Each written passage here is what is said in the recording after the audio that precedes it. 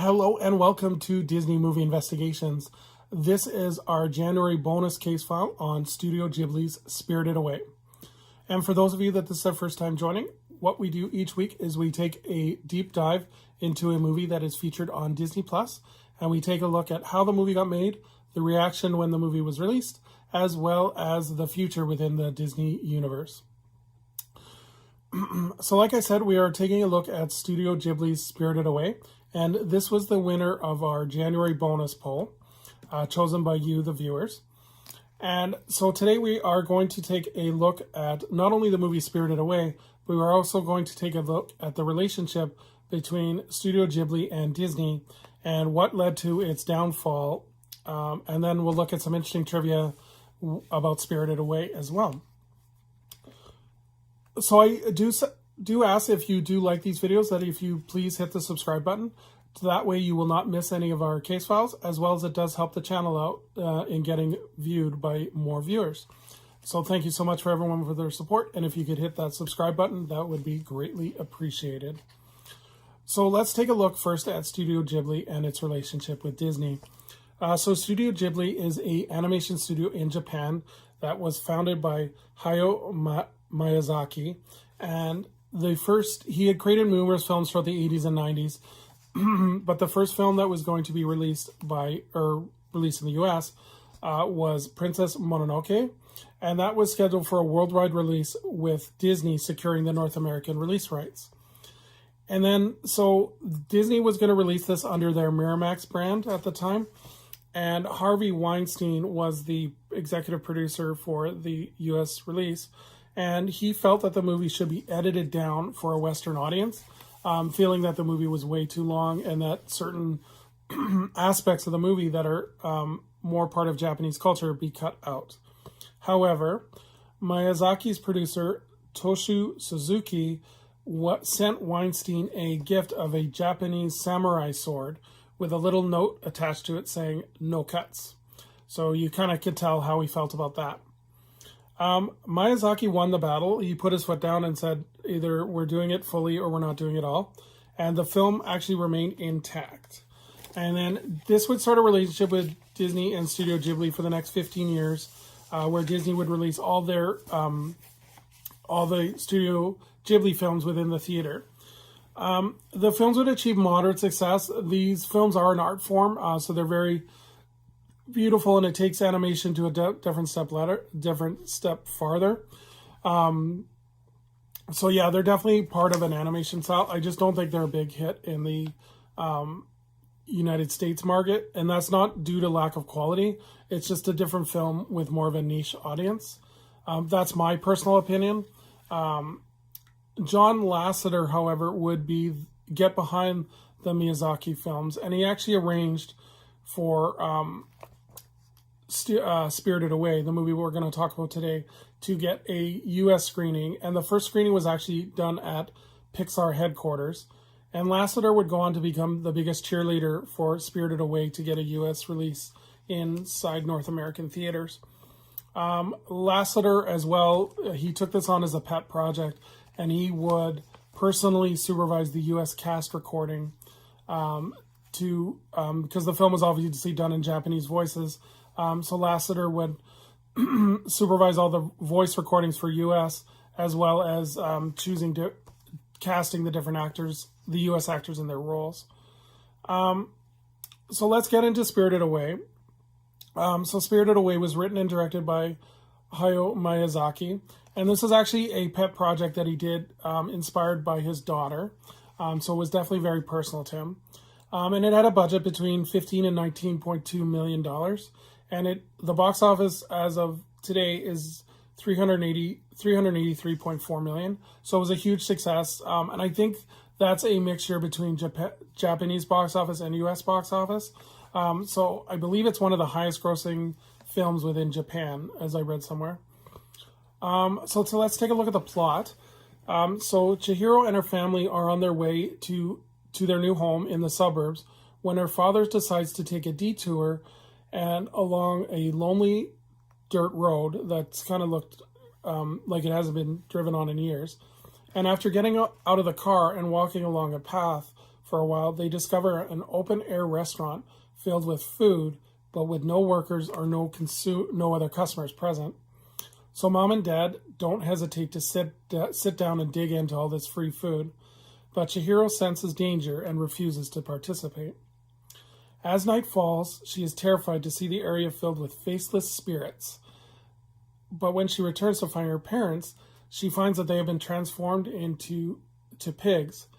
And she is then aided by a mysterious boy named Haku, who promises to help her get a job working in a nearby building, which turns out to be a bathhouse for Japanese spirits and gods. And through her hard work and the strange people that she meets along the way, she does as well as she can. And her parents, however, are still waiting in the hotel stockyards, and Chihiro must find a way to break the spell on them before they end up as the main course in some of the guests' dinner.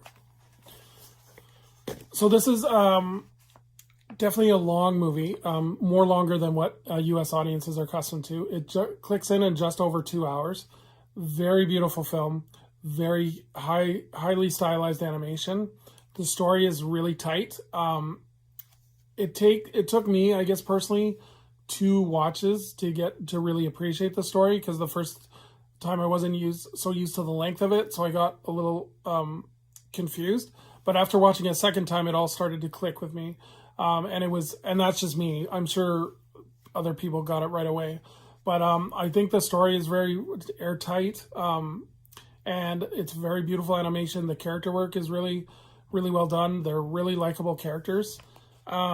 So just a little bit of different trivia facts. Spirited Away actually won the 2nd Academy Award for Best Animated Feature. And the U.S. casting actually features several different Disney voices that people are familiar with. So Davadi Chase does the U.S. voice for Chihiro, and you may recognize her because she's the voice of Lilo in Lilo and Stitch. James Marsden plays the helper Haku, who is Max from a Goofy movie. David Ogden Stiers plays Kamaji, and he is Cogsworth in Beauty and the Beast. Susan Egan plays Lynn, who is a helper to Chihiro, and she is Meg from Hercules. John Ratzenberger is Anaku, who works at the bathhouse as well, and he is Ham from Toy Story. So yeah, definitely familiar Disney voices. I think this helped with the U.S. marketing of it, because you're able to recognize those voices that everyone loves and cherishes. This production actually, another trivia point is this production actually had no script. As Miyazaki would do with most of his films, he would do the drawings and let them inspire him to create the story. So basically the film was done entirely on storyboards.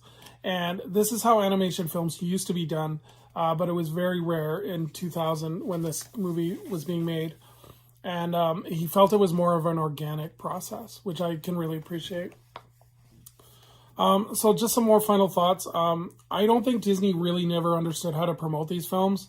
It was actually never listed on the Disney website when the movie came out that they were making, or that they were producing and releasing these films.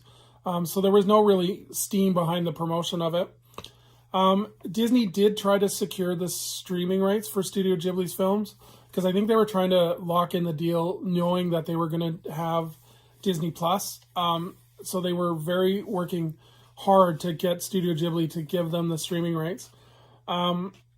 Unfortunately, Studio Ghibli never gave them the streaming rights, and eventually it came out that Studio Ghibli was actually in talks with Netflix. So Netflix actually had the international streaming rights, and HBO Max had the U.S. streaming rights for all the Studio Ghibli films for digital download.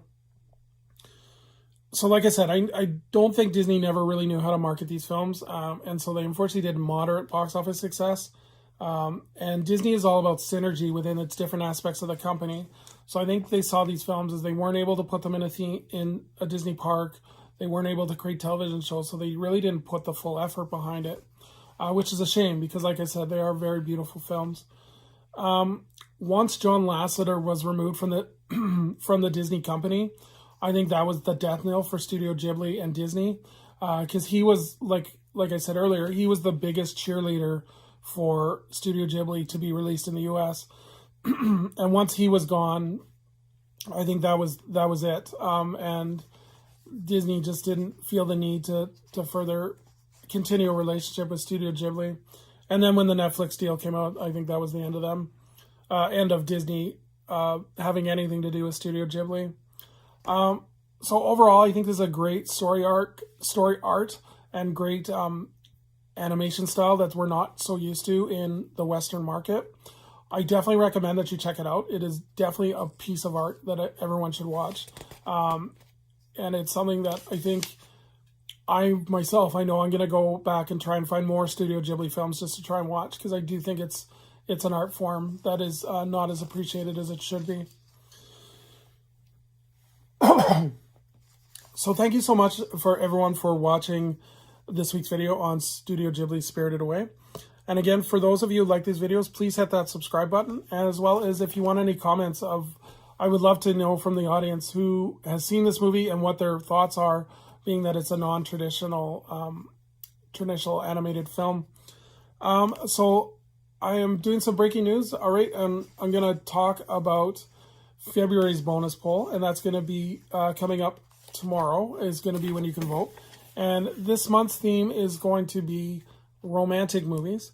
And the 5 choices are going to be Crazy Rich Asians, 13 Going on 30, You've Got Mail, Sweet Home Alabama, and The Proposal. So if you head over to our Facebook page, you can definitely cast your vote on which of these films you want to see me cover in the Disney Movie Investigations. And then next week, we are going to go back to the West, and we are going to cover the sequel to the Apple Dumpling Gang, called The Apple Dumpling Gang Rides Again. The Apple Dumpling Gang Rides Again. So thank you so much for everyone for joining, and I hope you guys have a great day, and I will see you on the next video. Bye-bye.